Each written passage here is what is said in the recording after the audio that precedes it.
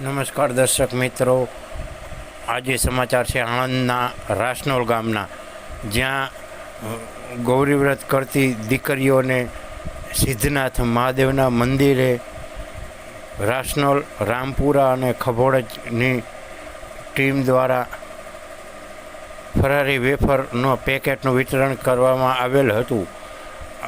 રાસનોલ ક્ષત્રિય એકતા મંચના યુવાનો વિજયસિંહ પઢિયાર, શુકલસિંહ વાઘેલા, રાહુલસિંહ સોલંકી, સુનિલસિંહ, ભરતસિંહ સોલંકી તથા વિનુસિંહ સોલંકી, રમેશસિંહ ચૌહાણ, સામતસિંહ ચૌહાણ, મહેશ ચૌહાણ, રંગીતસિંહ જાદવ, રણજીતસિંહ સોઢા પરમાર, રવિસિંહ સોલંકી એ ખૂબ જહેમત ઉઠાવી અને આ કાર્યક્રમ કર્યો હતો.